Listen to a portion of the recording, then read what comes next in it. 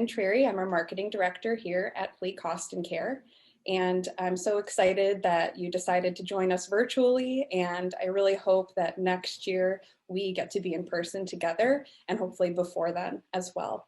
I'm pleased to announce that we have Taylor Harmeyer here today to present a training session on dispatching and jobs best practices. He has Kyle Sneerly on the line as well to moderate questions. You can ask questions during the session, and they will be answered maybe as they come about or at the end, depending on what makes the most sense. So with that being said, I'm going to pass it over to Taylor and let him begin. Thank you, Jane, for the introduction. Again, I'm Taylor Harmeyer. I'm an implementation specialist with Fleet Cost and Care, and Kyle will be helping monitor any questions that come through. And just like Jane said, we will do our very best to answer them in real time if possible. But according to the agenda that I have that I'll show you guys in just a moment, we'll move forward from there. With that being said, just to work through the agenda here. So some of the key talking points I'm going to work through here. The setup of today's session will be it's very, very challenging, and I know that for any of you folks that were at Interface last year, it can be very challenging to say truly what the exact best practice is for using dispatch functionality within NextGen. So the intent of today's session, what I'm going to try to portray to anybody who's on here, is ultimately explain the importance of the role that dispatch plays within NextGen and how your role can be optimized as a dispatcher, but also guide users in the right direction to some best practices and get you as an organization to really start thinking about how you can use some of the screens in a better way and how you can potentially improve the communication and the definitions of some of the fields that are used within NextGen. So again, I'll really try to focus and point you guys in a good direction to really start thinking about some additional things. But just remember that additional training is always available. You can reach out to us at support or reach out to your individual CSM, depending on the relationship that you have currently. To facilitate and point you all in the right directions, some of the talking points that I've developed through today really are intended to point out some common issues that I see. So, I have the privilege to look through a lot of the systems that our customers use, and it really gives me a good outlook in terms of some of the common problems I see and things that I kind of extrapolate out to other customers that may also be having the same issue. So I do apologize if some of these things may seem a little obvious. If so, that's a good thing. That means you're doing things in a very, very and you're using NextGen in a great way. But I try to identify the common issues that I see most often. Additionally, I come from a dispatching background myself, so I've tried to also include some talking points today that will provide some tips and tricks that will help dispatchers move quicker throughout the system. I know that dispatchers within the industry wear a lot of different hats. You're asked to do a lot. Everything's really fast moving, so you need quick, easy ways to get things done. So I'll try to offer a couple quick, easier ways and some additional tools that will help you do your job a little bit better. And ultimately, what it's all about is really optimizing the data that's used in the system and understanding the role that your part of the data entry plays as it moves kind of down the assembly line through NextGen, whether it's in the quoting functionality, the jobs, and using your display schedules to clean that up. So without further ado, hopefully that clarifies kind of what the intent of today's session is. Again, happy to help kind of go through anything in the future. If you want to set up an additional session, just please reach out to us and we'd be happy to help. Okay, so where I wanted to begin today, and skipped a little forward there. Where I wanted to begin today is in the schedule, understanding the schedule job screen, and that it's really the for anybody that I've worked with directly, that I've worked on any newer implementations with, everybody kind of knows that I always refer to the schedule a job screen and the dispatchers. You're the center of the wheel within NextGen. Without proper usage of the system by the dispatchers, problems start to occur downstream within, whether it's within payroll, whether it's within billing. If folks downstream in AR, AP, payroll can't look into the system and figure out exactly what happened on a job because the dispatch schedule may not be clear to those users in terms of who did what, who operated which piece of equipment, it can really add a bunch of additional processing time in terms of trying to tell exactly what did happen. Understanding that from a dispatcher perspective, that every decision that you make and everything that you leave unconfigured or you may not have really worked through properly can really have a negative downstream impact. So understanding the decisions you make and how they impact people downstream is very, very important. And really where that begins is what myself and my fellow implementation specialist, Angie Hookham, refer to as telling the story. In a moment here, after I kind of go through these high level items, I'll go back and refer to telling the story within the system. But telling the story ultimately is where a billing person or a payroll employee should be able to go back into the job and be able to actually see exactly who used which piece of equipment so that they can bill the hours properly, so that they can manage the payroll properly, allocate potential labor costs, and different items like that around how the dispatch was configured and knowing who worked when and where and on what piece of equipment. Okay, so that's going to be a big piece of today, and that's really where I'm going to try to drive a lot of pieces home. And then the additional thing, and I probably won't go into too much detail here. Feel free to throw some questions in if you'd like to go through this later. But for anybody who attended Interface in Nashville last year, I spoke on the importance of unit type configurations. And really this makes life easier for your sales teams, for your dispatch teams, because based off the primary unit that's selected, so let's say even for something very simple as I'll kind of go through a scenario that isn't very simple, a 330-ton crawler that may need to be mobilized with 10 plus truckloads, that can really be a big time saver if that template is truly built out for the dispatchers to fill out. So they just have to figure out exactly which units are going to be brought out. And then it also kind of helps them formulate everything around billing as well. But if I know I went through that last year and I didn't want to repeat too much stuff there, but really just always want to harp home the importance of unit type configurations and how that can really be a huge time saver for your dispatch teams. And not only really making sure that they're set up, but communicating internally as a company and as an organization to say, hey, are these set up right? Are the way these set up, is this really going to help our salespeople based off how the billing items are set up? Is it really going to help our dispatchers based off how the unit people is set up within that, when that unit is assigned or that unit type is assigned to a quote or a job? Those are really, really important discussions to have. And again, if you'd like to follow up and kind of go through a deeper discussion around that, as to how that would work specifically for your organization, again, Fleet Cost and Care is here to help. Okay. So that's that kind of recaps just the high level discussion that I had. Just so some things to start thinking about as I kind of move through some of these other best practices. But some of the new items that I wanted to talk about is best practices ultimately to help maintain the unit people tab within NextGen.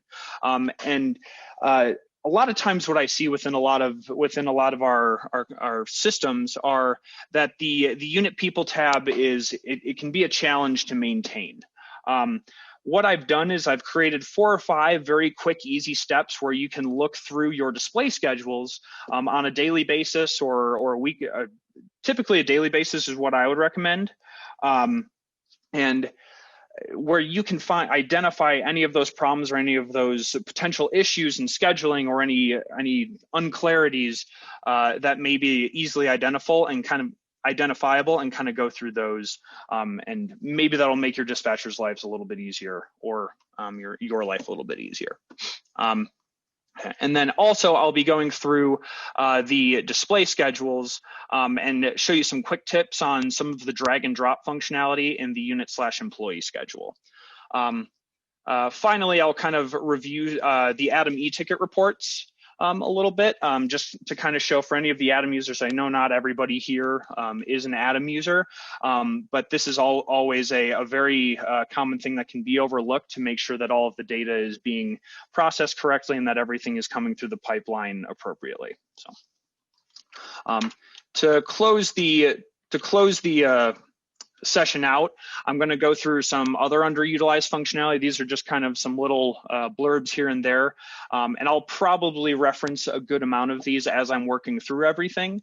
But again, if you have any additional questions, just please funnel them through the meeting itself, and we'll be sure to clarify anything that I may need to. Give me one moment here, and I'm just going to quickly switch over. Switch over to my test system. So over the last week or so, I really wanted to make sure that I had a good demo example of what a good daily schedule would look like, and what a a troubling display schedule would look like. So here, what I've pulled up is under the display menu. This is where all of your display schedules will be. I'll start a little basic there. The unit/employee schedule, there's a lot of good benefits here. And before I really go into the nuts and bolts and some of the details in terms of how you can clean up your various schedules, I do want to highlight a slide here really quick. Just to kind of show what the different display schedules that are available within NextGen, just kind of compare their strengths and what they can potentially be used for. Again, these are just some high-level recommendations that I have based off your organization. It may work, some may work a lot better for you. I know that in terms of choosing, if you have a monitor or something that is always showing up in your dispatch room, just kind of as a general reference board for anybody who wants to take a look at the schedule. I've seen both used. It really, there's not a right or wrong answer in terms of what may be the best way to go about it, but I at least wanted to highlight some of the strengths between the two, and maybe that'll harvest a good conversation with your dispatch teams. So the two categories that I break them down into are the individual job, unit, and employee schedules. So if I flip back over to NextGen really quick here, what I'm referring to is my job schedule, unit schedule. If you're really heavy into trucking, load schedule can be helpful as well. I know that's probably not enabled in most systems, but again, if you have any questions on that, that can be helpful. But the job, unit, and employee schedule, these are what I'm referring to kind of on the left-hand side, while the unit employee schedule is the one that you can kind of see highlighted in the background there. So some of the strengths of the individual schedules are that you have the ability to see a weekly, monthly, and annual outlook as your schedule progresses. So this can be really, really helpful for if you do a lot of bare rental work. You could potentially use your unit schedule and view it as an annual graph, and you can see any of your bare rental. You could filter down the department to your bare rental only work, and that may be an easy way just to see how long certain pieces of equipment are going to be scheduled out for, and can be a really, really helpful piece even for your billing teams, just to say, hey, your billing and dispatch teams say, hey, should I go and check to see if this customer needs to extend this for another month, or do we need to cut it off? That's where you can really use the unit and employee schedules to your advantage. For any really, really long-term work, that can be a huge, huge benefit to using the individual schedules. And don't forget, you can always jump back and forth between all of these schedules at any time as you please. Another strength of the individual schedules is it displays a full list of available scheduled or all units. So just to kind of demo that really quickly, if I go ahead and select the employee schedule here, again, mine will be on the cleaner side here. just because I have it simplified down to a single yard.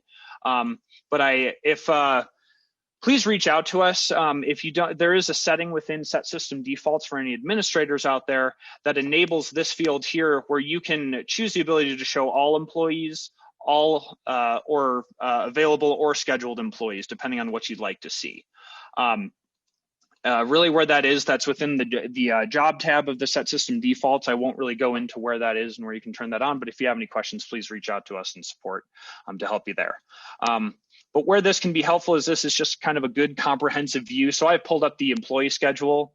I'm actually going to pivot really quick and jump over to the unit schedule and just pull up all units that are available in my Denver yard here. Give me a quick moment as it just loads really quickly here. I am pulling up probably a decent amount of units. Okay. So here, again, this is a great way just to kind of see anything. You can view if a unit needs to be picked up.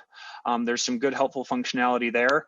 But here you can see it just gives me a full unit list for anything that is potentially available within that yard, since I'm showing all my units, so I can see what's available and what's already schedulable. So it's a good comprehensive way just to see everything all in one total list.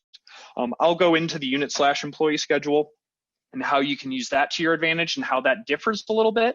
But nonetheless, I think that there are some good benefits there. The final strength of the individual schedule is that you, depending on how you like to view information, there's also report and log views for dispatchers to view as well. Where these really are beneficial are being able to look at additional fields like equipment required, description of work, and other fields like that. So if you're really trying to just see, hey, what kind of work are we doing today over your overall job list, and what I can even do is just kind of adjust this. So I'll just highlight the daily report for my unit schedule here. This is just kind of more of a grid view instead of showing kind of the bars that may be shown on a whiteboard that some people may be used to. This is more of just kind of an overall list, but it at least offers some additional helpful information that can be more easily viewed, like equipment required, who the operator and oiler are assigned to a given unit, so on and so forth. Let's see, job site information, anything like that, it can all be easily viewed here. So that's one other helpful thing there.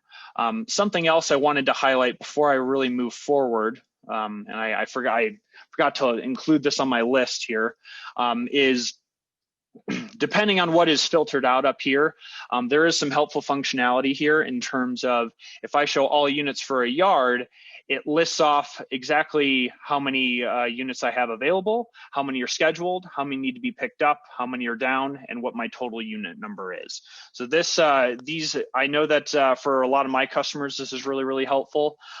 Be sure to utilize this if you're using the individual unit or employee schedules as you feel work for you.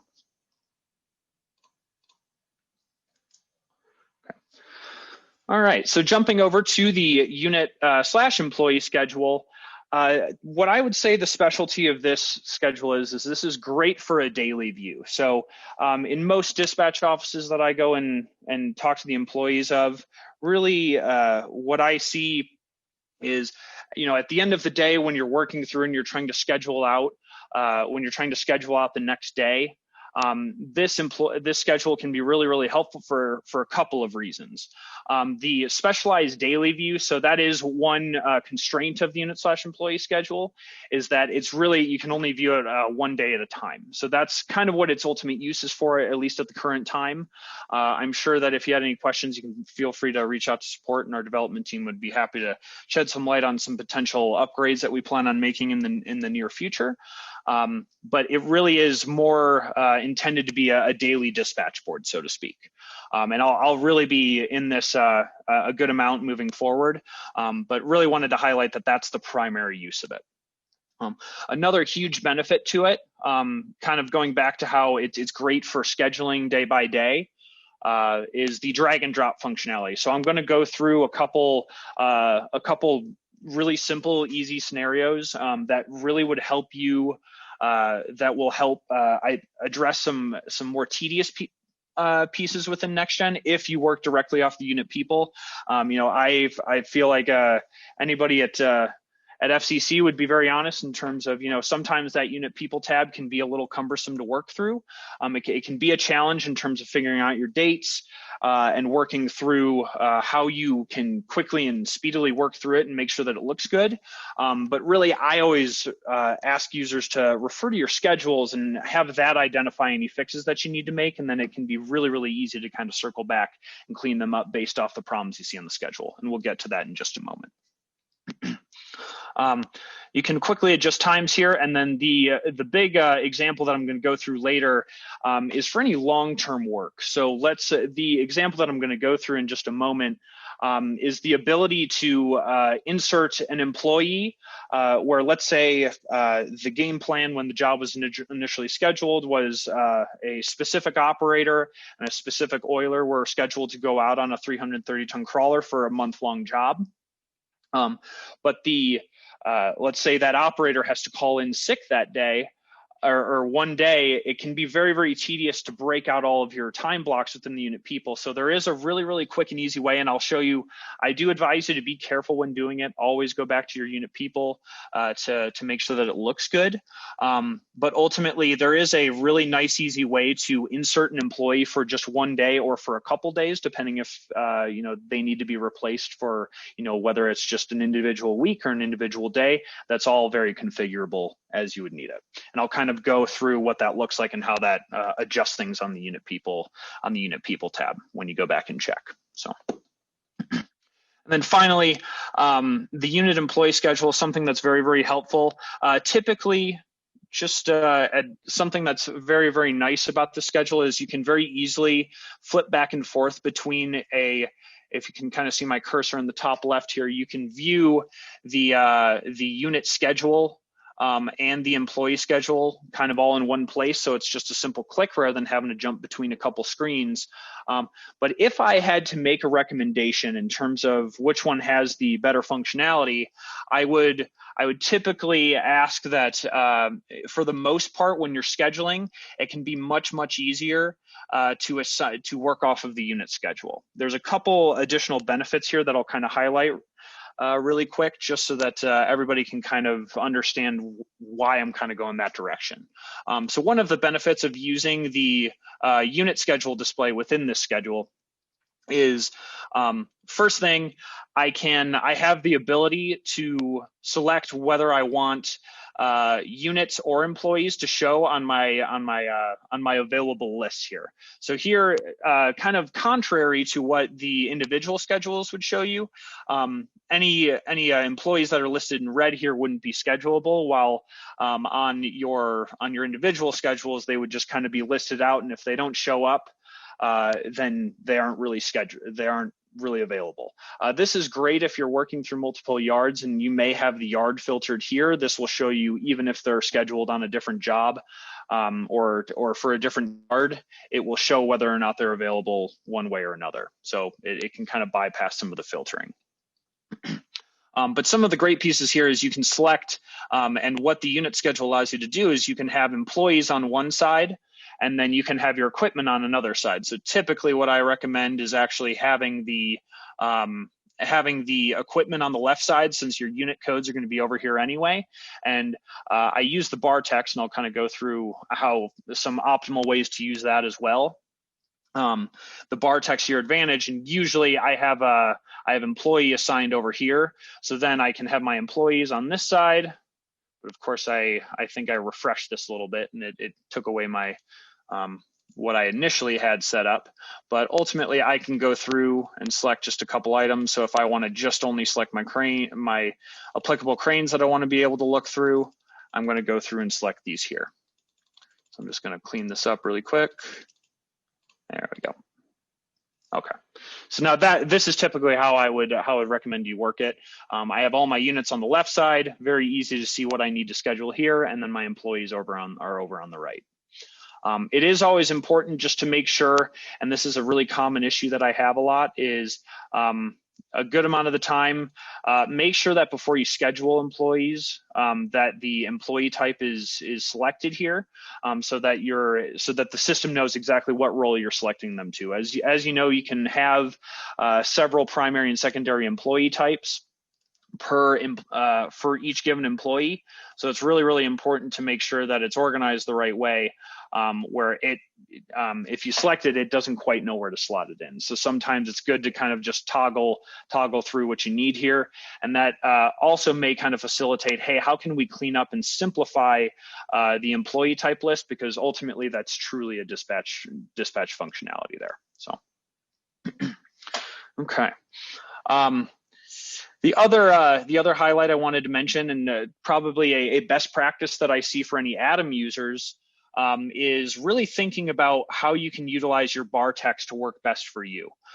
So the two that I would say are most common are the employee assigned, so and vice versa. So I have the unit schedule pulled up here. This will show me what employee is actually assigned to that unit, and I'll go through some good ways to check to see if that's missing or not. And then also my e-ticket status. Since this is and this is again for any Atom users, but from a daily perspective, this is just a great way where I can actually see exactly what the status is of the ticket. So if I come in and I see that they've been out on the job for a couple hours and it's still in sent status, that's a cue to me as a dispatcher saying, hey, I need to make sure that I go ahead and give them a call, see why they haven't started that ticket yet. There could be a problem from a reception standpoint, something like that I need to go and address, or maybe it's just a wake-up call to that operator. Something could have gone wrong, but great ways to kind of see how everything's moving along here. So just something to highlight there. Okay. Next thing I wanted to jump into here is my big schedule points here. So what I've kind of shown you here, and this is a really good example, so I'll kind of jump back in here in just a moment. But this is what I would say is what a good schedule looks like.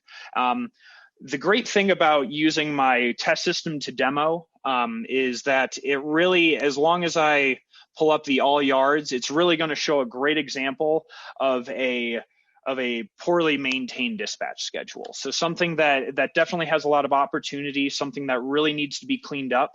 But through some quick 4 or 5 different tricks, depending on if you're an Atom user or not, there's some really, really easy ways to go through and kind of identify those items.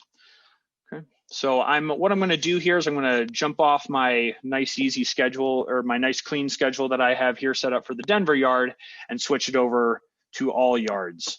And this will kind of open up the floodgates, and it'll be a pretty big list here. So I'm really working off of yesterday, but ultimately this would be a daily view. You can kind of work through, just imagine that this is a daily view here. So, okay. And then I guess I have a couple quick questions that have actually come through here that I think will be helpful to answer here. So I had one question that came through here. The pink and yellow colors and what they mean on the tool on the schedule itself. So the pink is referring to, you can kind of see the key over here. That shows me that an e-ticket has been sent to that unit or that employee.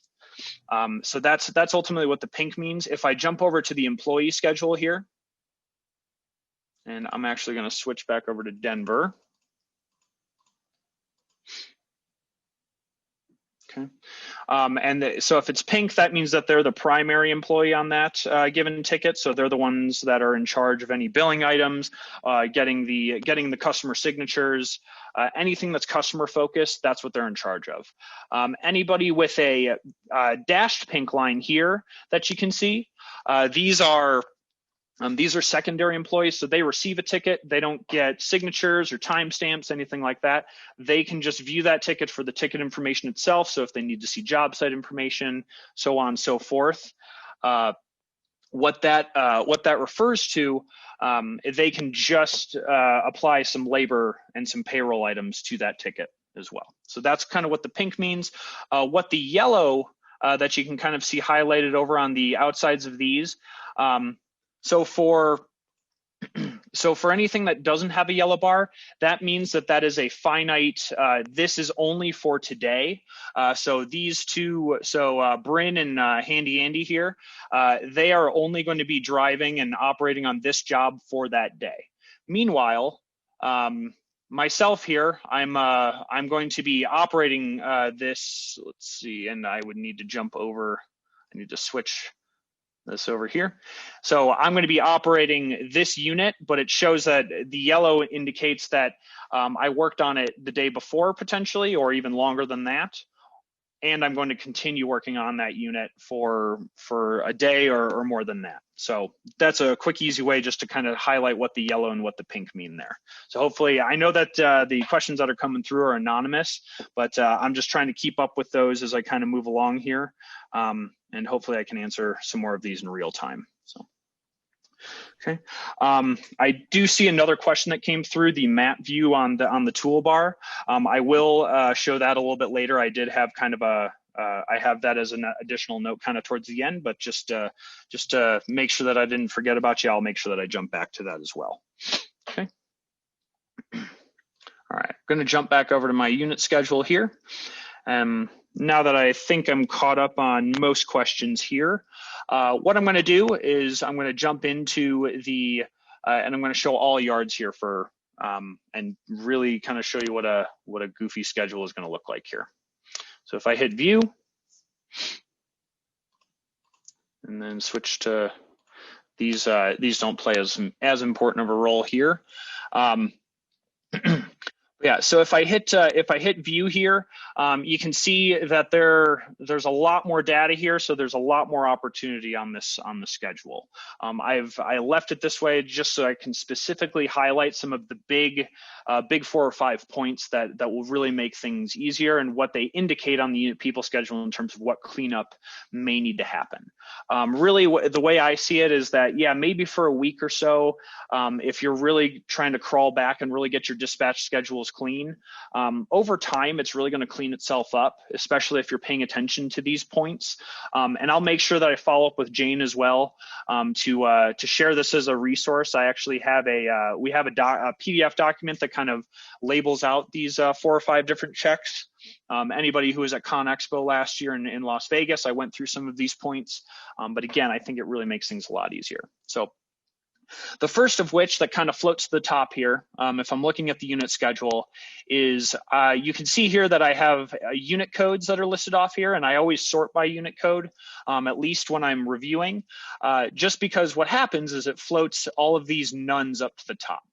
So what these really mean is essentially you can see that there is a unit type assigned. So at some point in time, a user went through and assigned a slot for this job, saying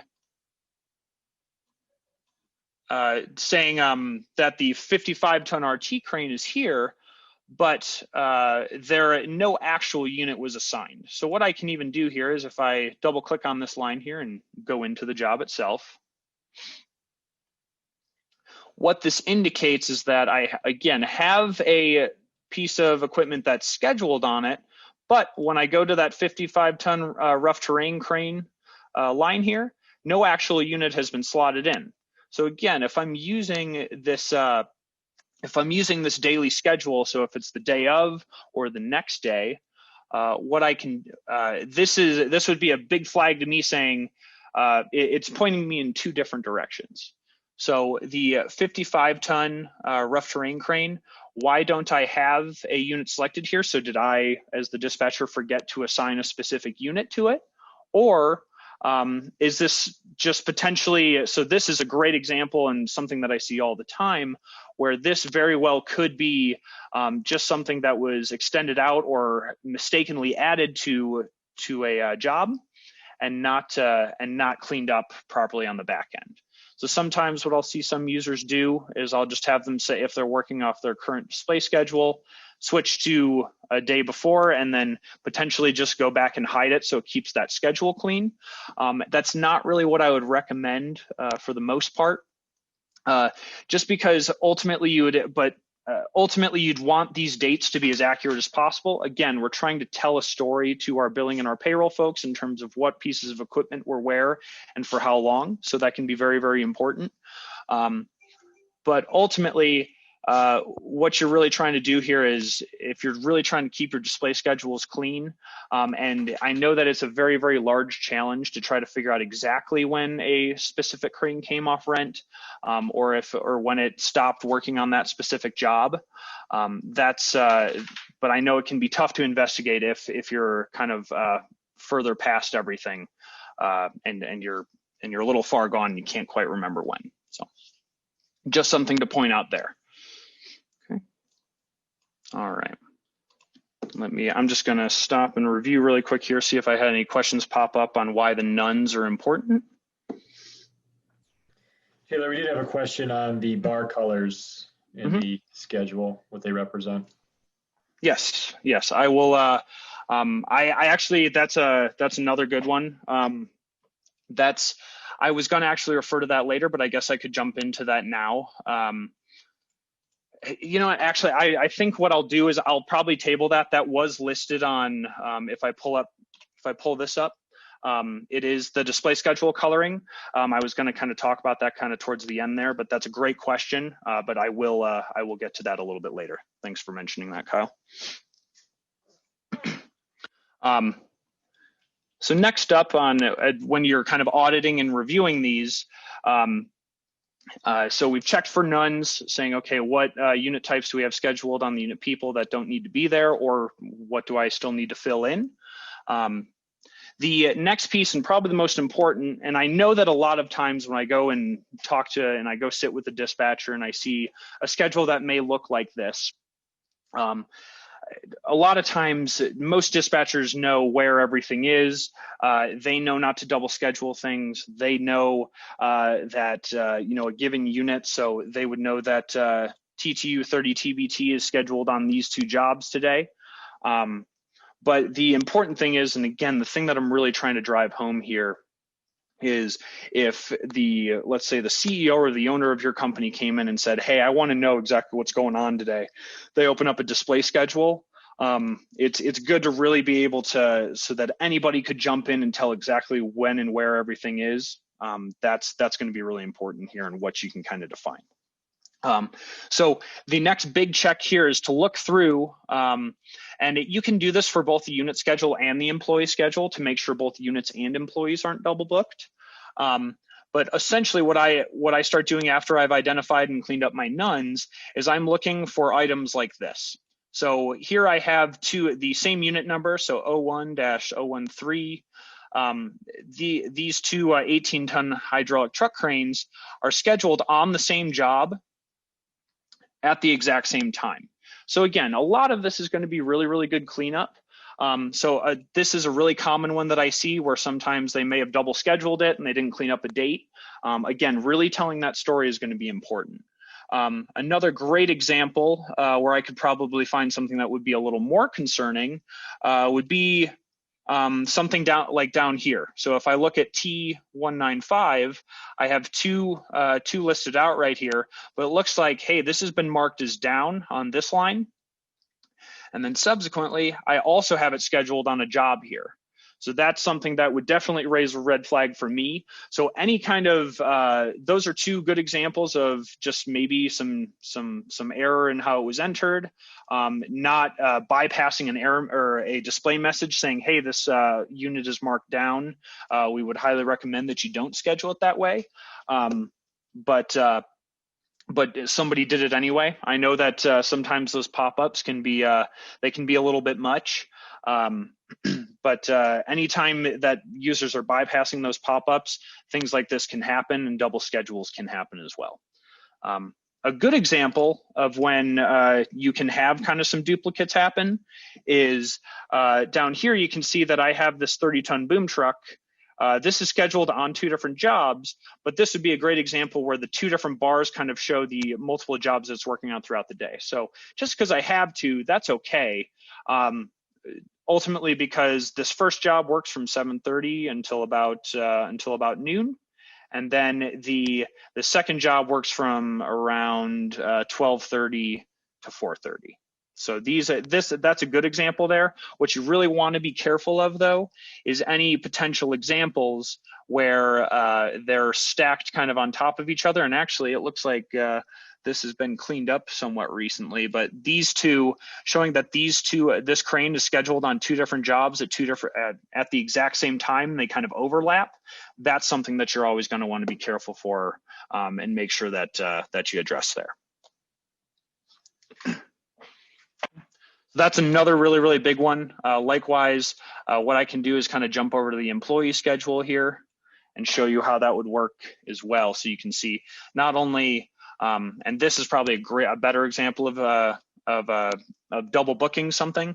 Here you can see Handy Andy is scheduled in 3 different places all at the exact same time. So since I already have a ticket out for one, that's a good sign here. But these are likely just something that was never cleaned up. He's assigned as rigger on these jobs. The dates were likely never adjusted. That's the vast majority of the time how these schedules can really get messy. So that's the other big check there. So you always want to check your unit and your employee schedule. Just make sure that nobody's been double booked. There's other ways. And again, these are kind of retroactive after things have been scheduled out. But again, make sure that whenever you're kind of floating through your schedules, if I select all yards here keep losing my units here. If I lose and what I'm actually going to do is I'm just going to refresh. Okay, there we go. There we go. Lost it again there. Give me one moment.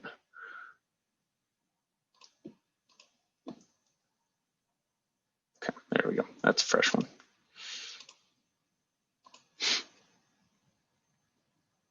All right.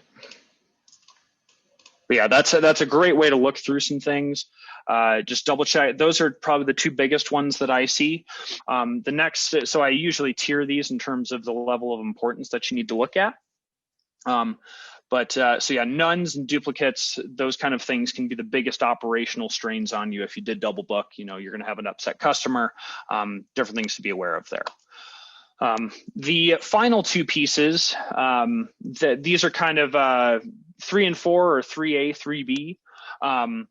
Some other things that you always want to make sure that you do, and what I'm going to do actually is I'm going to go to my, so since I have the employee assigned here as my bar text, if let's say I'm just going to go ahead and hide my e-ticket status to kind of showcase this point a little bit better, is when I'm looking through these, so for any actual equipment that's been assigned, the nuns obviously doesn't make a whole lot of sense up there.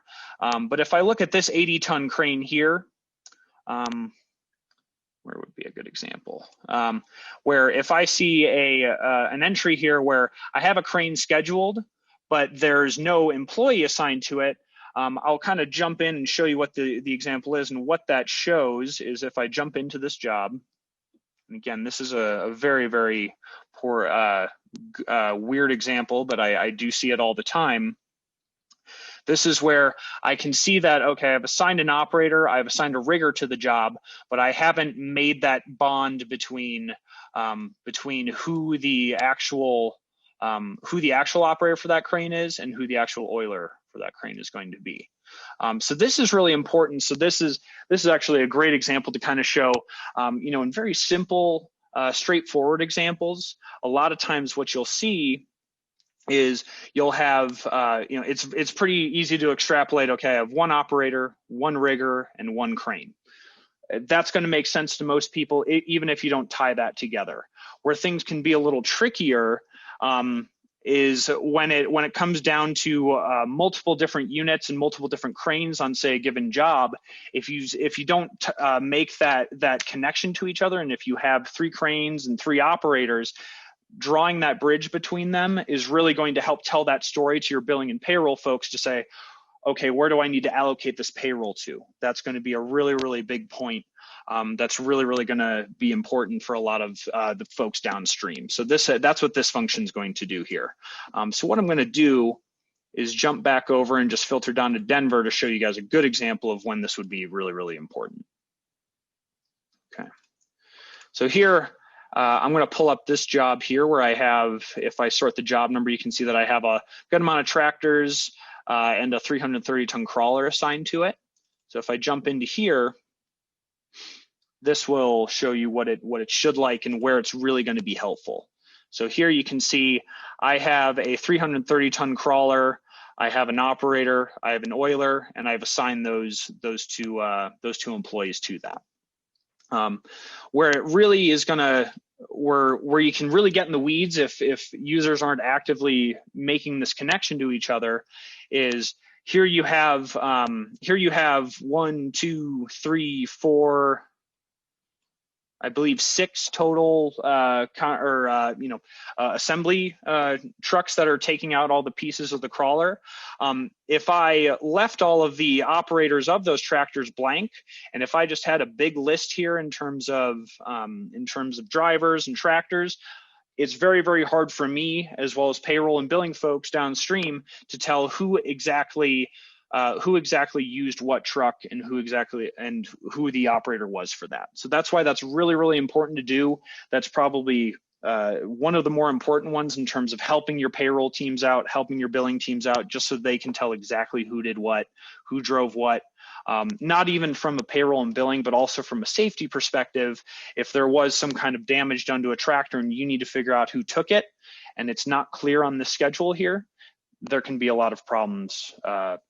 There could be a lot of problems that stem from that. So hopefully that makes sense, but that's another really, really good check, is just to make sure. And again, you can always do these things from the unit schedule or the employee schedule, just to make sure that the relationship is kind of tied together there. What it would look like if I did switch over to the employee schedule, you just want to make sure that each employee is assigned to a specific unit. Otherwise, there may be some scenarios where they may be taking out a pickup truck or something like that you're not allocating any labor to. There are certain examples, but again, as long as it makes sense to the dispatchers and anybody else who may want to jump into the system and take a look at that, as long as it makes sense and it's something that it will be clear to everybody within the organization, that's the most important thing. So those are kind of the big checks there in terms of how you can really simply go through it. So just to kind of recap there, if I pull up all yards here and go to my units, I would, just to start cleaning these up here, I would probably start with my nuns, look for anything that's double booked, and then really kind of look for any gaps here if my bar text is assigned to employee assigned. So just making sure that everything is filled out. These are going to make things a lot easier. Just because if you go into the job, the unit people tab, it's very, very challenging to kind of go through and look through those. So this can be a tough one to read through. I'll kind of go through an example there in just a moment. But this can be very, very daunting for a dispatcher to look through. This is a much easier way to go through and identify the problems. Okay. Kyle, have we had any additional questions pop up in the meantime? Are you going to cover the deletion or cancellation of e-tickets later on, Taylor? Because there's been a couple questions on how e-tickets are canceled. How e-tickets are canceled. Yeah, the new e-ticket cancellation. May want to just cover that at some point. Okay, can do. Okay. Well, I will. I will jump into that. I know we've been doing a lot of good demos, and there's some good webinars on that. But if there is anything that I kind of missed there, happy to kind of go through those. I guess while I'm at it and while I'm on this, I know that we had that bar color question. I definitely wanted to highlight that here. What these refer to is the within the unit people. So what I'm going to actually do here is jump back into my clean schedule within Denver. What these refer to, so what I did to make my schedule clean, since this was for yesterday, is this refers to the individual unit status within the unit people. So similar to a job status, anything like this that's on the unit schedule or the employee schedule, this will pull from whatever that status color is. So a great example here is if I go into this job here, number 57,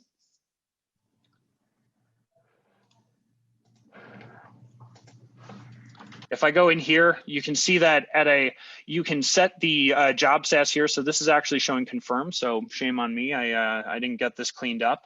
The on job, this would flow into the job schedule itself since it's an overarching job piece there. But if you wanted to, clarify, you know, which pieces of equipment or which employees are finished with the job, I could go ahead and do that. But all of these colors ultimately flow through from the individual unit and the individual employee on the unit people itself. Hopefully that answers your question. Just to kind of recap, if you see the dark green, it's tentative, confirmed, blue for on job, light green for finished. From a dispatch perspective, that's probably what I'll stick to for today's call. Any colors that you see here will show up on the display schedules itself. So, okay.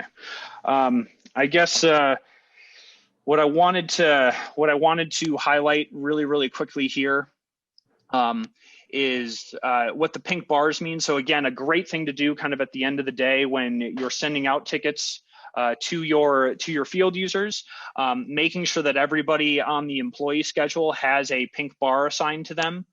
That's going to be important. So right here, you can see I have one that doesn't have a pink bar.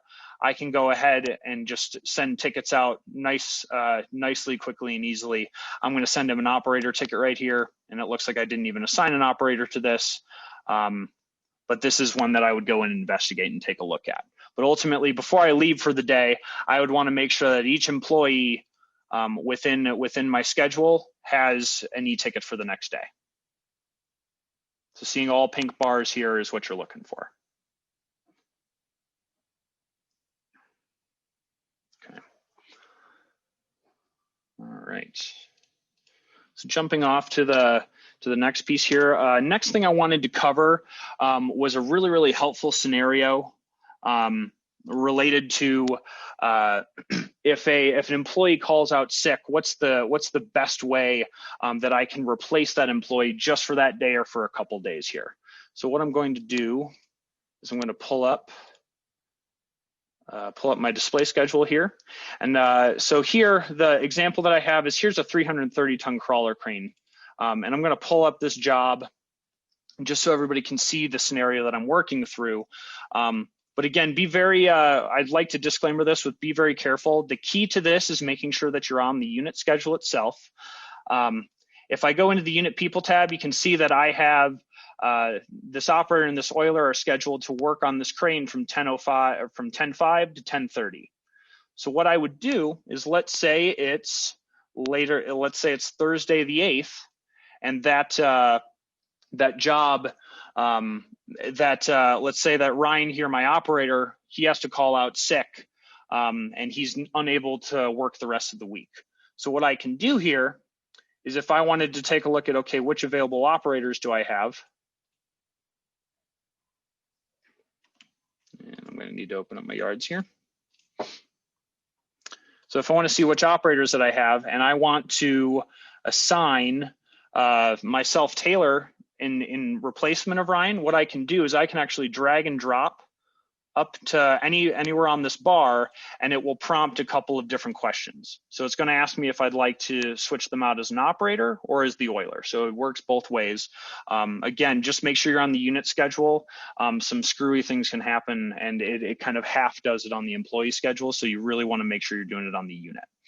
So if I select operator here, it's going to tell me an operator is already assigned for that day, but I'm just trying to make the swap out for at least the 8th here. So I'm going to say I want to replace, and then it gives me the option to replace it for this day or the job duration. So if I go to the job duration here, and there's going to be some overlap. If I wanted to switch out for the entire job duration, what that allowed me to do, if I go back into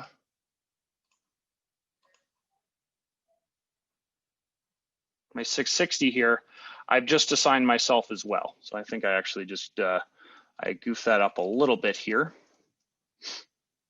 But it actually will create an additional line if you do that. So that's a good example of what not to do. So if I go to the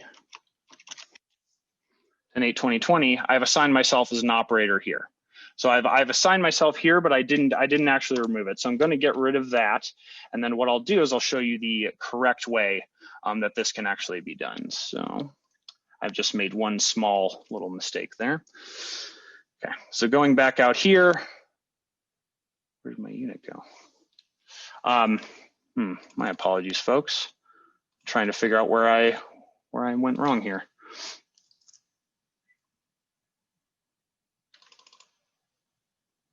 One moment, please.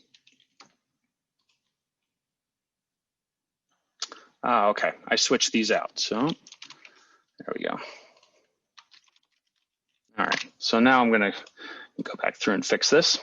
Okay, so what I did is I accidentally replaced it. And this is a great example of what to do is if you do make a mistake, I always like to go back in, double check to see if I goofed something up here. So I definitely did right there. But nonetheless, it's an easy fix. I just put the dates back the way that I needed them. So now what I'm going to do is I'm going to re-add myself.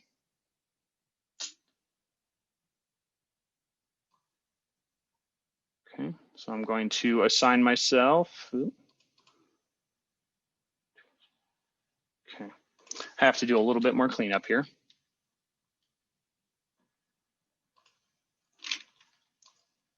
Bet you I'll find myself. There we go.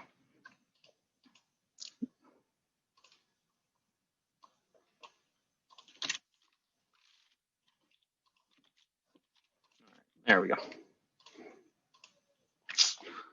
Okay, apologies, folks. Okay, so here we're back to normal. What I intended to do here was I'm going to pull myself over and assign myself here, assign as an operator, replace, and then I want to switch back over to the 8th. Okay. I want to replace myself out here and assign. I want to replace the operator, replace here, and I just want to do for this day. So let's just say it's just for the day. Pass through a couple of these certification issues that I have here. Okay, so now you can see that for that day alone, I have been replaced as the operator on that crane, but Dave is still there. So if I jump in here, what it's done is it's cut all of those out for me and saved me a whole bunch of time. If I didn't make that goofy little mistake there. So if I show you if I use my filter by dates here, which is again a really important piece of functionality to be able to clean this up here, you can see that if I just wanted to look at some times that the crane is scheduled, I have Ryan and Dave here, and then they're assigned to the crane. If I look at the 8th itself, you can see that replacement has been made, where now I, Taylor, am just scheduled on the crane on this job just for that day. Dave is still scheduled out for the whole thing itself, but you also have the unit is switched out and the operator is switched out just for that given day. And then if I expand it out beyond that, you can see that it goes back to normal, Ryan and Dave for the rest of the duration of the job. So that's a really nice, easy way where it would be quite a headache to really go in and clean up the unit people. Again, I always recommend that you kind of go in and and review some of that information within the unit people, but really quick, easy way rather than fumbling around with dates and all sorts of stuff like that. Really just working through that and making sure that if you need to replace somebody just for a day or so, you can go ahead and do that very easily. So hopefully that saves some folks some time. I know that I've shown that to a few of my specific customers, and it's really gone a long way with them. So hopefully that makes sense. Just remember, make sure you're on the unit schedule so that it replaces the unit and the employee for you, and kind of does all that cleanup nice and easily for you. So, okay.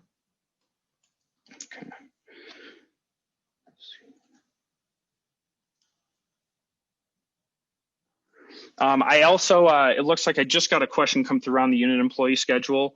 That question is, on the unit employee schedule, I've assigned an employee, but need to change to a different employee. Need an easy way to change that out. So depending on the scope of that question, that's a really there's an easy way to do that. So that would be, you could do what I just showed you, where if you need to replace them on the unit as well, you could do what I just showed you right there and replace it on the unit schedule itself, and that will replace the 2 bars for the employee line as well as the unit line. Or you have another option here where you could just go to the employee schedule and you can drag and drop an employee right over and swap them out as well. Where it can be a little tricky. And again, most of the questions that are coming in are anonymous, so please reach out to support if I don't fully answer this question. But if you need to, you can always just drag and drop, and that will actually swap that out right away for you. So that's pretty quick and easy to do from the drag and drop screen. So hopefully that answers your question. But there are a couple different ways to do that. Please reach out to us if we could help any further on that. Okay. All right. Some additional. Hopefully everybody finds that pretty helpful. Again, you can also, with the drag and drop, you can also quickly adjust some times. Just due to some time constraints here, be sure to just take a look at that. But you can always, if you're just looking to adjust something for a day, you can pull this out and it will do that.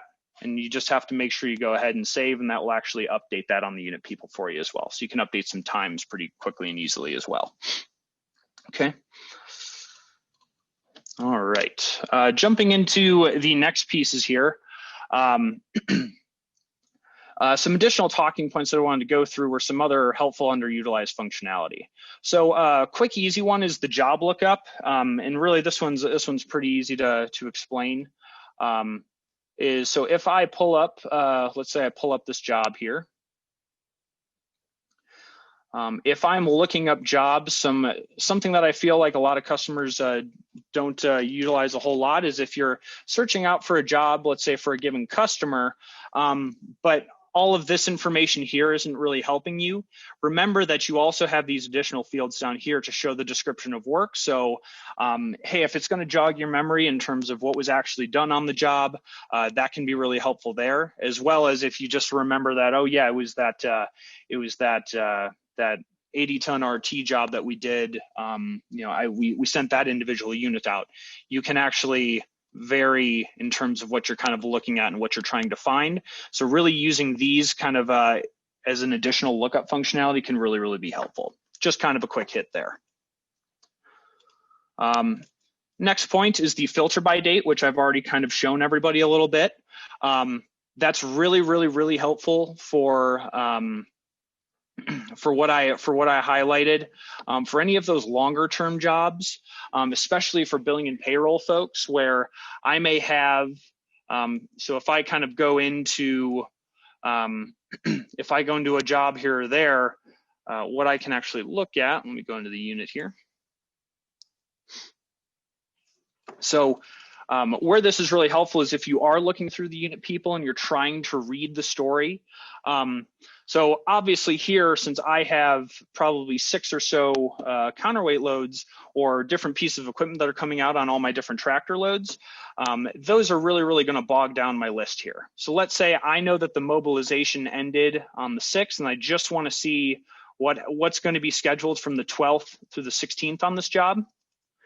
If I filter it, it really simplifies what it looks like for me, and I can see, okay, this is all that happened this week. So anybody who's in billing, payroll, they can jump in, use these filter by dates for whatever the payroll week is, or for whatever the billing period is, and they can just say, okay, I just need to make sure that I bill for the crawler time for that week, and then I had an operator and an oiler. That helps kind of really clarify what items I need to make sure that I'm looking at. So the filter by date is absolutely huge, especially for any larger work where you have large mobilizations with a lot of units that are really only going out for a day or two, and then the vast majority of the job is just a couple of units. Use those filter by dates to your advantage based off whatever you're trying to bill or use payroll for. Okay, I highlighted the show all units / employees and schedules. That refers to just that additional field. Again, if you don't have that enabled in set system defaults, look at that in the job tab, and that can be really, really helpful. Project number is another really helpful one, especially for larger jobs. What that allows you to do and where that is on the additional info tab of the job. There's a project number field here. What that does is from at least a high level view, it allows you to tie together. So let's say you have you're doing some oil shutdown work where there's maybe 4 or 5 different job sites that you're working. You don't want to keep them on the same job. Maybe for invoicing purposes, you want to kind of keep them all separate for whatever reasons you have, but you still want to be able to pull good job profitability reporting off of it. You can tie as many jobs as you want together based off the project number. So if, let's say, every job that I had listed here is all a part of the same project on a given day, so all of my resources are going to that, I can tie them together by a mutual or a shared project number here. So it could just be shutdown 2020, whatever that may be, and then you can pull all sorts of good reports within your expense, revenue, profit reports. And please, for more information on that, please refer to Kyle, Angie, and I's session tomorrow around reporting greatest hits, and we'll likely highlight the project profit and loss so that you can see how you can combine revenue and costs for multiple different jobs into one given project. But that's where it is on the job level itself. Okay. Next piece here, the unit status screen. I've seen a lot of helpful items here.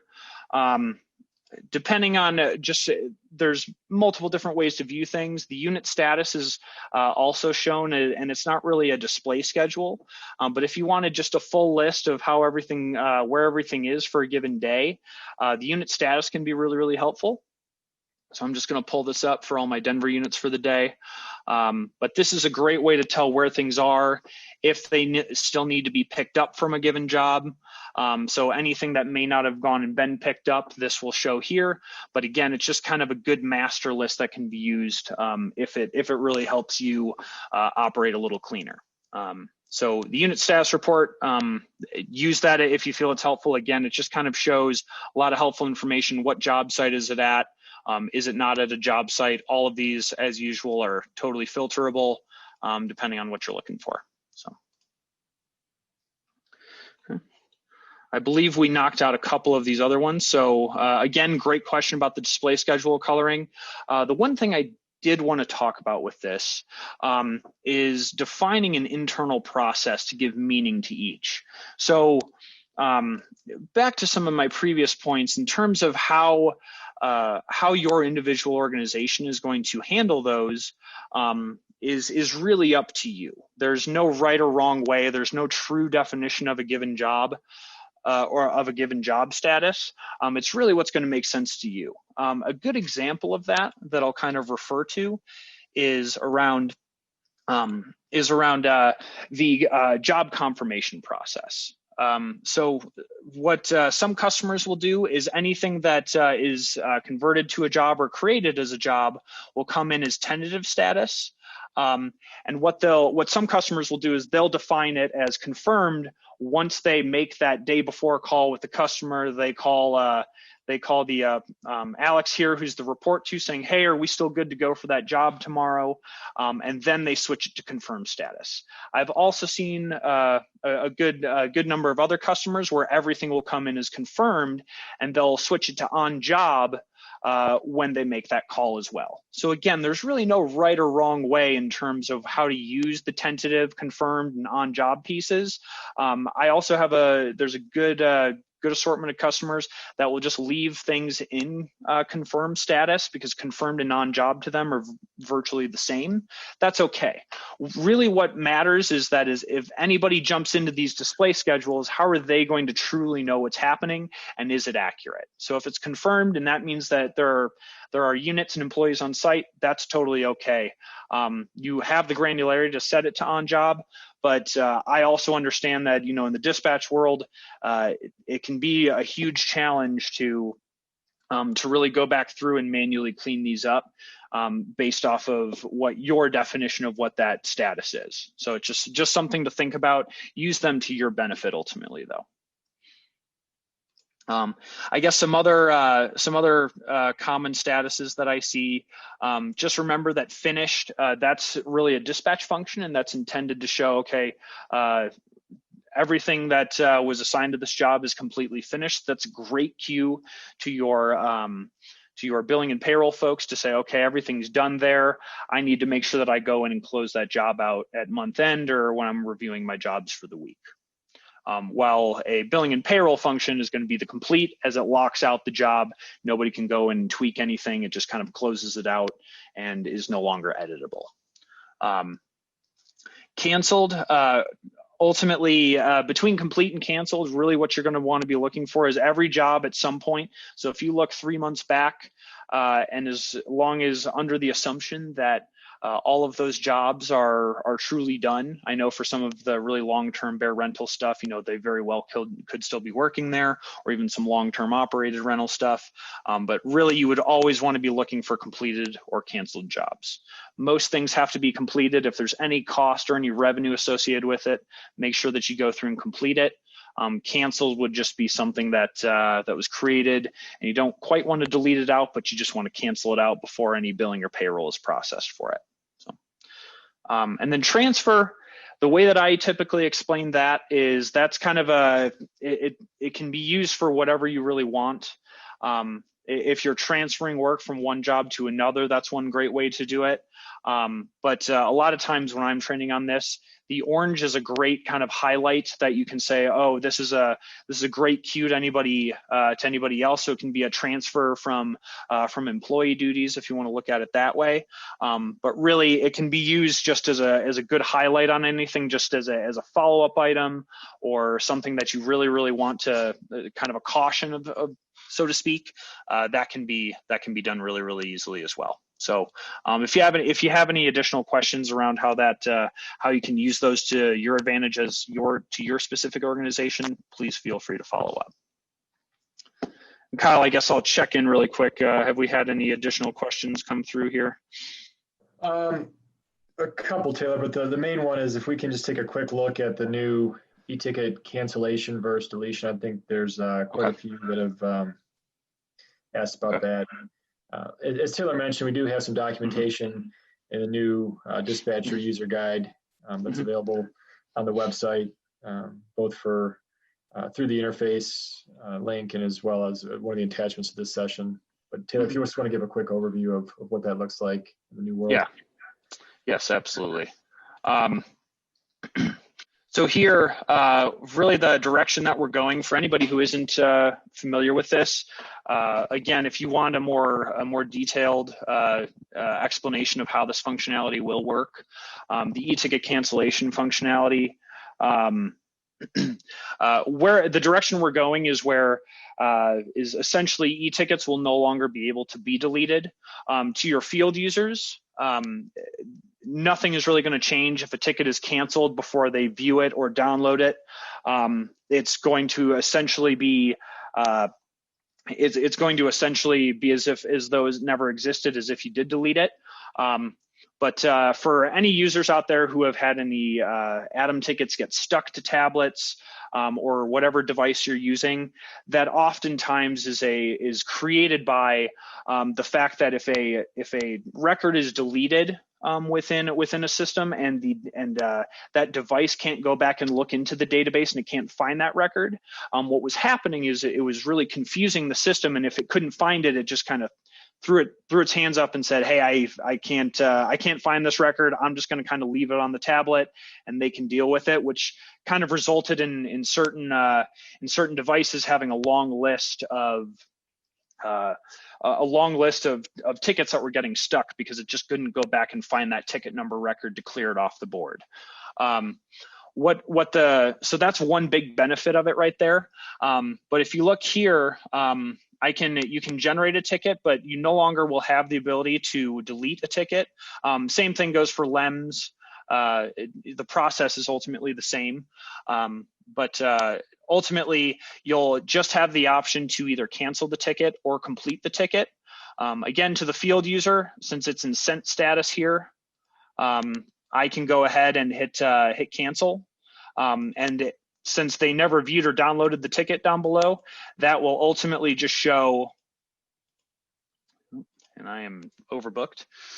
Ultimately, that will never show up on the field users board.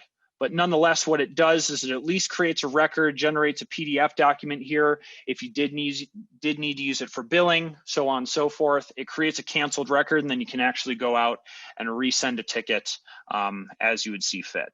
So I canceled the ticket here. I can now generate, based off any job information or anything that's changed here, for the 5th, I can go ahead and just generate a new ticket for them. Go ahead, do that, create it, save it, and it sends it. Some additional new pieces that are really, really helpful here are around, there's some additional e-ticket statuses. Again, I urge you guys to kind of look at our help document for the new dispatch, for the new e-ticket cancellation guide, but we've added a couple new fields here. If you're using the version before 5.8.0 currently, what you can do, all you would really see is not started, and until they've left the yard and hit that time punch, most dispatchers were really in the dark. Now dispatchers will have the ability both on the bottom of the unit people screen, as well as if you're using that e-ticket status on the if you're using that e-ticket status on your display schedules, it will show up there as well, so you can see if it's been sent, if it's been viewed, or if they've downloaded it. So it's a great way to see if it's been downloaded to a device, so on and so forth. Okay. Hopefully that's helpful right there. There's some additional functionality here in terms of hiding canceled tickets. So if you had to cancel a whole week's worth of tickets, use this toggle functionality to only see anything that's truly applicable.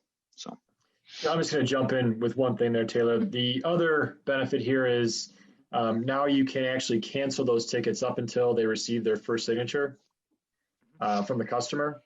So if they've started their ticket, they've left the yard, arrived at the job site, they need to make a last minute change, you can cancel up until that first signature is received. So it's a little bit expanded from our current functionality, or our previous functionality, I should say, where you were limited to the download status. So hopefully that gives you guys some more flexibility when you enable the new functionality, and that's a helpful new feature.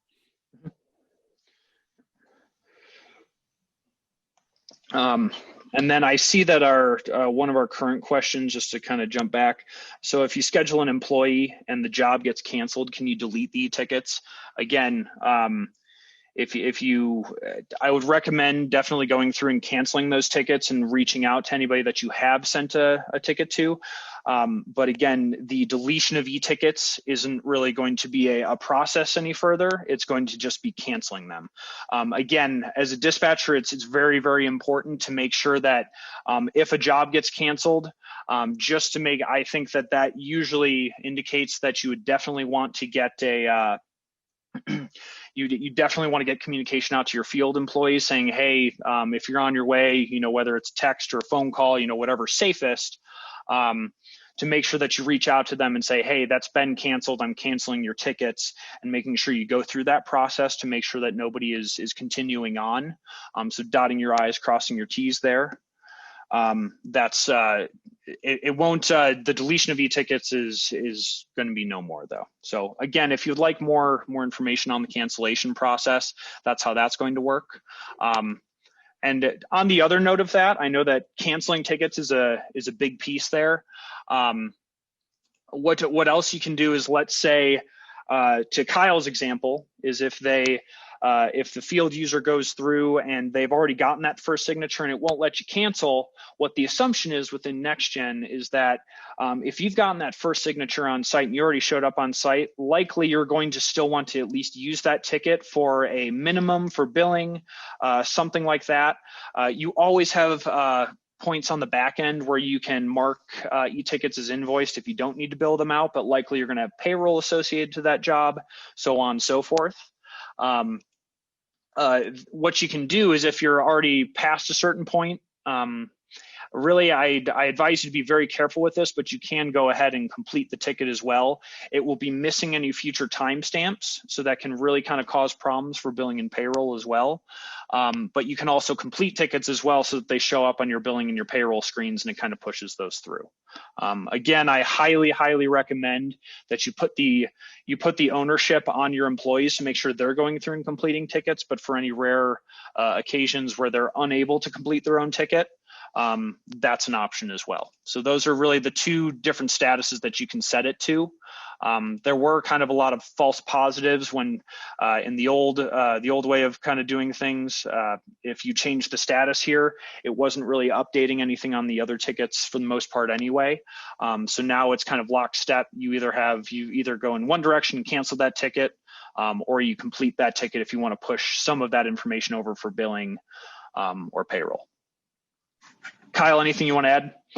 No, that's good, Taylor. I just had one more that we need to circle back to, and that's the map view on the schedules.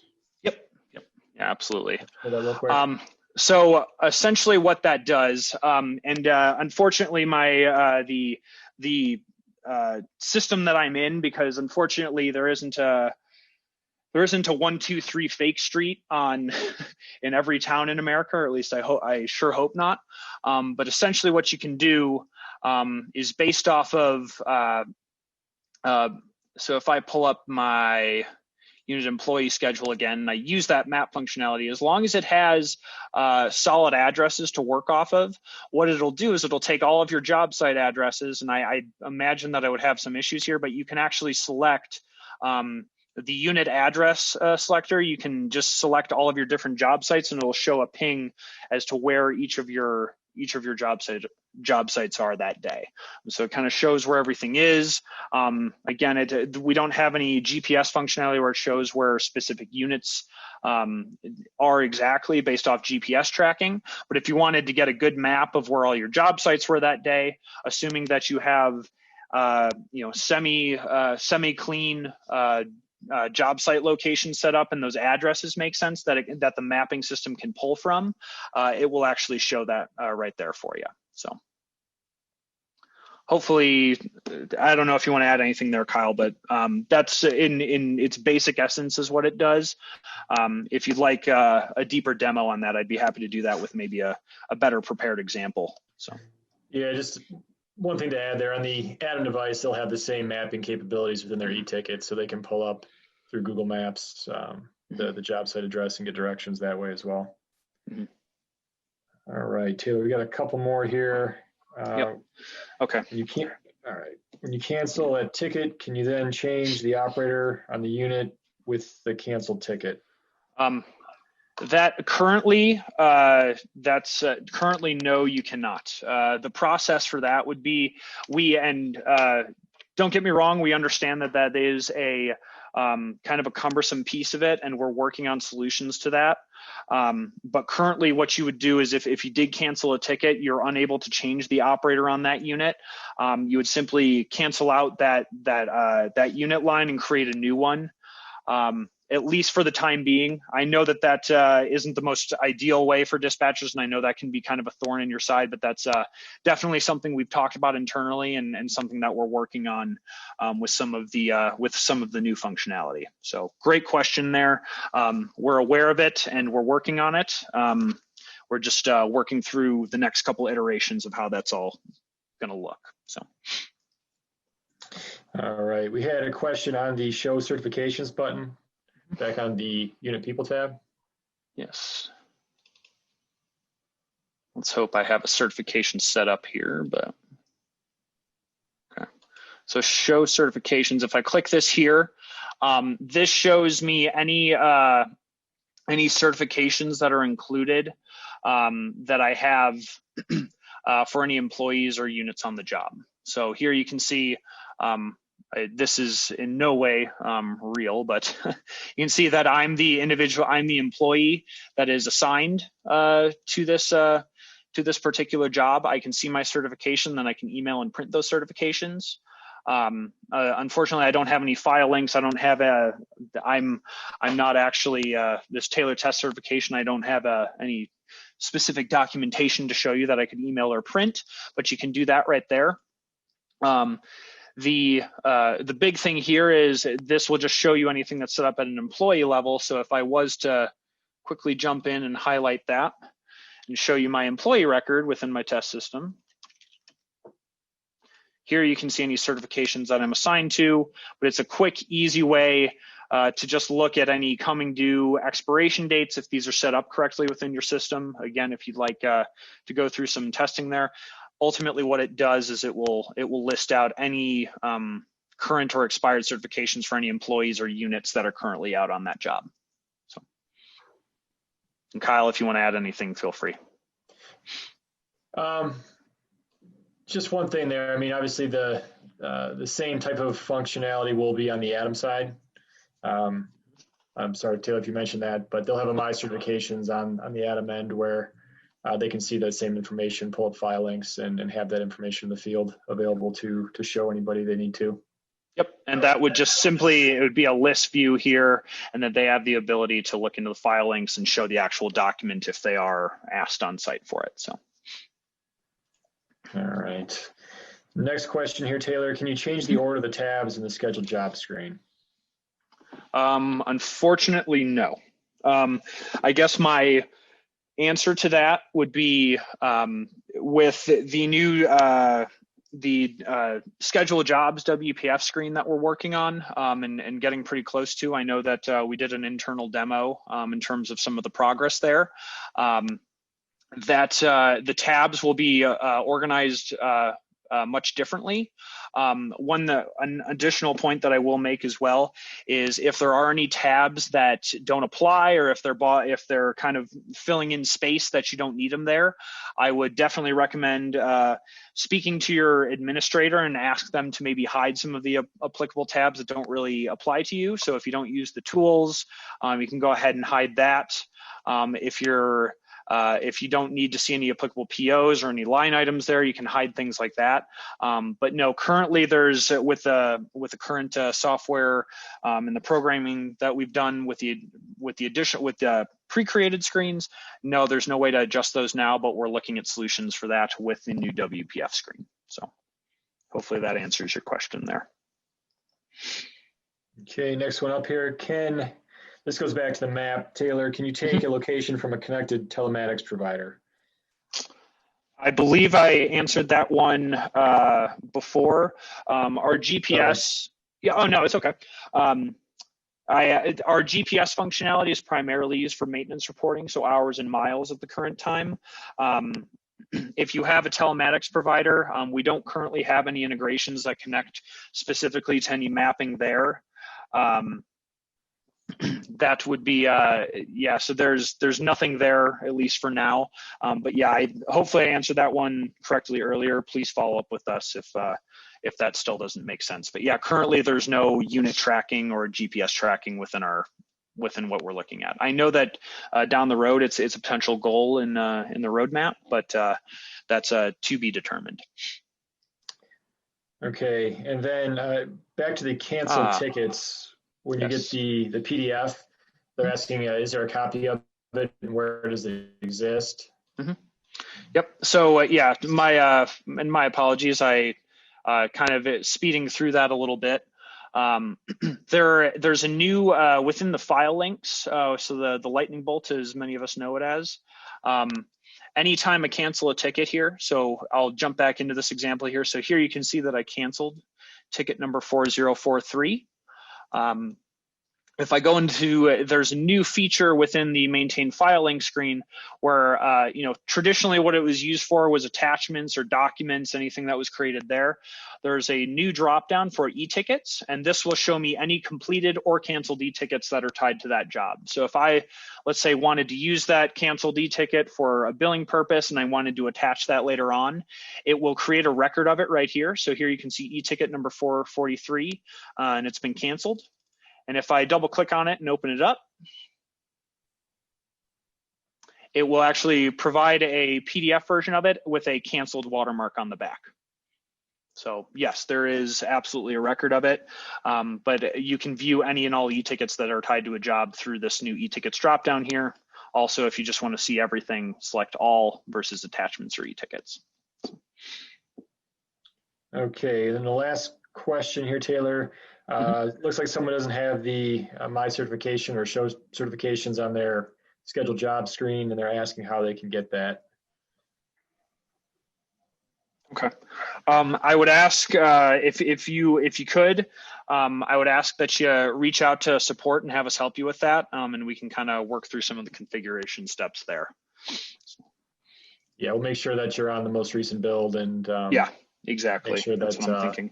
Might be an older one that wasn't present in, so we'll get you what you need there. So just reach out to support, like Taylor said.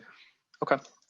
One, and there is, I know we're Jane, as long as we're not throwing anything off here, there was one last thing I wanted to cover really quick in terms of another really helpful thing that dispatchers can make sure that they can do to kind of help things along, and this kind of refers back here, are your ADAM e-ticket reports.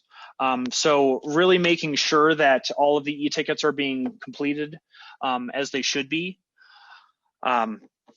If they are not completed, they don't move on to be processed by billing and payroll. A lot of times what I'll see is if it's not a daily process by the dispatchers or your payroll or your billing folks to make sure that all of those tickets are being completed. And the analogy that I use is if the operators or field users are not completing those tickets, it's essentially as good as a paper ticket where they fill the entire thing out and they throw it out their truck window. You know, if they never turn it in, they never submit that ticket, it essentially just sits there and collects dust. It doesn't do anything. So the two big reports that you can look at, and again, I urge everybody to join the reporting session for reporting greatest hits tomorrow. But there's two great reports under jobs. The e-ticket status report is a great report for some details if you want to see some GPS timestamps in terms of when certain punches were made. This e-ticket status report is great. So here I'll have to pull this back to get some data in here. But here you can see, I have a whole bunch of stuff that's completed, but here's one that's still stuck in first signature, and that's from earlier today. So that's fine right there. For the most part, I would want to be looking at completed or canceled tickets, but there's also some helpful things here where I can actually take a look and see, okay, here's where he left the yard. Where did he do that timestamp? I can actually click into this GPS coordinate and it'll pull up a map for me. An additional one that's a little cleaner and easier to look through is also under reports and jobs. So again, e-ticket status report's going to be right there. I know that these lists are pretty long, but just to kind of come full circle, the tickets not completed report listed down here. This is a great report to check as well, where if I just want to see for a given date range, any tickets that haven't been completed and I want just a shorter list, ultimately an empty report is a good report here. So if everything's either been canceled or completed, you shouldn't see anything right here. Just remember that if tickets aren't being completed, potentially payroll information can be missed, billing information can be missed, and it's always a lot harder to kind of go back through and fix everything on the back end if something was missed, if payroll's processed, if an invoice is sent missing an e-ticket as backup, it can cause a lot of problems if you're trying to go back through and clean that up. So the bigger a role that dispatch can play in making sure that all the field user tickets are completed, the smoother it's going to be for everybody else. So really making sure that you're downstream impact as a dispatcher. Hopefully everybody took that away today. Again, I urge everybody to kind of reach out to us if you'd like any additional training or some additional discussion. Unfortunately, we only had so much time today, but I hope everybody found this valuable today, and I really appreciate everybody's attention and questions today. They were really, it seemed like everybody was engaged. So I appreciate that, but otherwise, unless Kyle, if you have anything to add, I'll pass it over to Jane.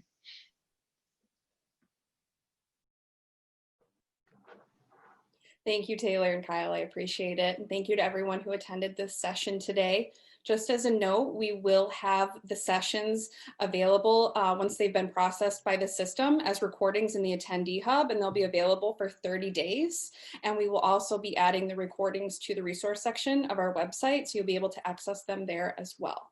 Also, if you're having trouble viewing things large enough, there is a button in the attendee hub where you should be able to make your display larger in your screen. And if anybody has any questions or technical difficulties getting into meetings today, please feel free to send me an email. And our next session is going to be at 2 p.m. Central Time, and it's on the sales assistant functionality that Jack and Andrew introduced this morning in our opening session, and they'll provide some more detailed training and answer your questions.